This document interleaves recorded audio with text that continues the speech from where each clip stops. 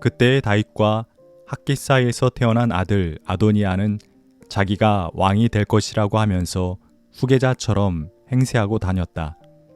자신이 타고 다니는 병거를 마련하고 기병과 호위병 10명을 데리고 다녔다. 그런데도 그의 아버지 다윗은 아도니아를 꾸짖지도 않고 어찌하여 그런 일을 하느냐고 한 번도 묻지도 않았다. 그는 압살롬 다음으로 태어난 아들로서 용모가 뛰어났다. 아도니아가 수르야의 아들 요압과 아비아달 제사장을 포섭하니 그들이 아도니아를 지지하였다. 그러나 사독 제사장과 여호야다의 아들 브나야와 나단 예언자와 시므이와 레위와 다윗을 따라다닌 장군들은 아도니아에게 동조하지 않았다. 열왕기상 1장 5절에서 8절 말씀. 오늘부터 열왕기의 말씀을 묵상하게 되었습니다. 열왕기서는 다윗 왕 이후부터 멸망할 때까지의 이스라엘 왕정의 흥망성쇠를 다루고 있습니다. 솔로몬 때의 전성기, 그의 아들 르호보암 때의 남북 분단, 북이스라엘의 멸망과 남유다의 멸망 이야기가 나옵니다. 북이스라엘과 남유다 두 나라의 여러 왕들의 행적은 사회, 경제, 문화, 외교적인 측면에서 평가되지 않습니다. 철저히 하나님의 말씀, 특별히 신명기의 율법을 기준으로 평가됩니다. 열왕기서의 말씀을 통해 이스라엘 왕국의 역사를 공부한다기보다는 그들의 흥망성쇠를 보면서 오늘 우리가 어떻게 말씀 안에서 바르게 살아갈 수 있는가를 모색하면 좋겠습니다. 열왕기상 1장은 솔로몬이 다윗에게서 왕위를 물려받는 이야기입니다. 1절의 말씀은 다음과 같습니다. 다윗 왕이 나이 많아 늙으니 이불을 덮어도 따뜻하지 않았다.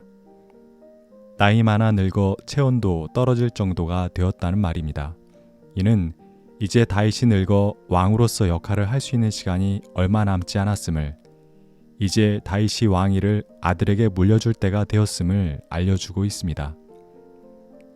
이스라엘은 장자 상속 사회였습니다. 한 가정에서 아버지가 죽으면 그 유산은 장자가 물려받았습니다. 그러나 다윗 왕국의 첫 왕위 상속은 장자에게 이루어지지 않았습니다. 제일 연장자는 아도니아였지만 왕위는 솔로몬이 물려받았습니다. 다윗부터가 형들을 제치고 왕으로 기름 부음을 받았습니다. 창세기 곳곳에 형보다 나은 아우 이야기가 나오는 것은 이런 이스라엘의 역사와 무관하지 않습니다. 다윗은 일찍이 아내 밧세바에게 그들 사이에서 낳은 아들 솔로몬에게 왕위를 물려준다고 약속한 바 있습니다. 그러나 장자였던 아도니아는 그것을 인정하지 않았습니다. 그는 아버지 다윗 왕이 살아계시건만 이미 왕으로 행세하며 다녔습니다. 자기의 전용 병거를 탔고 기병과 호위병도 50명이나 데리고 다녔습니다. 구데타를 일으켰다 죽음을 맞은 그의 형 압살롬도 그렇게 왕의 행세를 하며 다닌 바 있습니다. 그러나 다윗은 압살롬 때 그랬던 것처럼 도를 넘는 행위를 하고 다니는 아들 아도니아를 꾸짖지 않았습니다. 아버지가 침묵하고 있는 가운데 아도니아는 자기의 세력을 키워나갔습니다. 군 사령관 요압과 제사장 아비아달을 자기 편으로 끌어들였습니다. 아도니아는 때가 되었다 생각하고는 오가는 사람들이 보기 좋은 장소였던 소엘렛 바위 옆에서 양과 소와 살진 송아지를 잡아서 잔치를 베풀었습니다. 자기의 형제인 왕자들과 여러 신하들을 초청했습니다. 그 자리는 단순한 잔치의 자리가 아니라 구데타의 자리였습니다. 분위기가 무르익자 거기에 모인 사람들은 함께 먹고 마시다가 아도니아 임금님 만세를 외쳤습니다. 나단 예언자는 급히 밧세바를 찾아가 이 사실을 알렸습니다. 둘은 머리를 맞댔고 함께 대책을 논의한 후 다윗 왕 앞에 나아가 다음과 같이 물었습니다. 일찍이 임금님이 솔로몬이 반드시 임금님의 뒤를 이을 것이라 맹세하시지 않았습니까? 그런데 어떻게 아도니아가 왕이 될 수 있습니까? 왕께서 아도니아에게 왕위를 물려주겠다고 말씀하신 적이 있으십니까? 밧세바와 나단의 말을 통해 상황을 판단한 다윗은 전에 이미 솔로몬이 임금이 될 것이라 맹세했으니 오늘 그대로 이행할 것이다 말하고는 제사장 사독과 예언자 나단, 경호대장 분하야에게 명령을 내렸습니다. 그대들은 신하들을 거느리고 내가 타던 노새에 솔로몬을 태워 기온샘으로 내려가 그에게 기름을 부어 이스라엘의 왕으로 삼고 나팔을 불며 솔로몬 왕 만세를 외쳐라. 그리고 솔로몬을 왕의 자리에 앉혀라. 사독과 나단과 분하야는 다윗의 명령을 그대로 수행했습니다.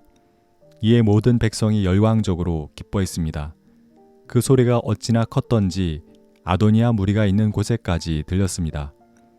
아도니아 무리는 그 소리가 무슨 소리인지 궁금해했습니다. 그때 마침 전령이 도착해 기온샘에서 무슨 일이 일어났는지 설명해 주었습니다. 다윗에 의해 솔로몬이 왕으로 등극했다는 소식을 듣고는 스웰렛에 모여있던 사람들은 혼비백산하여 모두 뿔뿔이 흩어졌습니다. 아도니아는 한순간에 왕에서 반역자로 전락해버렸습니다. 반역자 아도니아는 살 길을 찾아야만 했습니다. 그는 제단으로 가서 제단의 뿔을 붙잡았습니다. 율법에 따르면 실수로 사람을 죽인 자도 제단에 가면 보호를 받을 수 있었습니다. 아도니아의 그 행동 속에는 자기의 잘못에 대한 용서를 구한다는 뜻과 동생 솔로몬을 왕으로 인정한다는 뜻이 담겨 있었습니다. 솔로몬은 아도니아를 죽이지 않았습니다. 솔로몬 앞에 끌려온 아도니아는 새로운 왕 솔로몬에게 절을 했습니다. 아도니아는 자신이 솔로몬보다 연장자라는 하나의 이유를 들어 왕이 되려고 했습니다.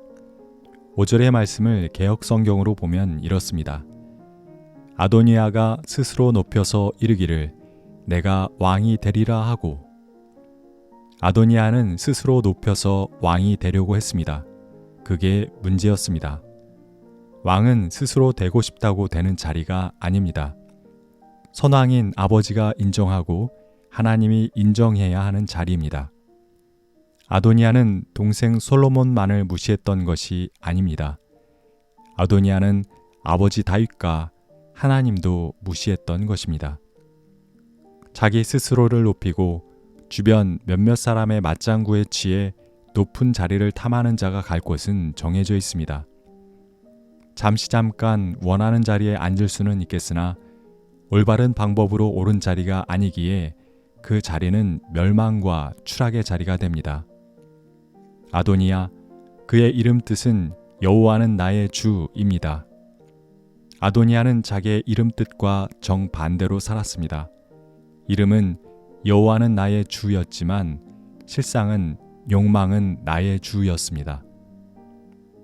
오늘의 말씀 속에서 아도니아와 솔로몬의 모습은 아주 대조적으로 그려집니다.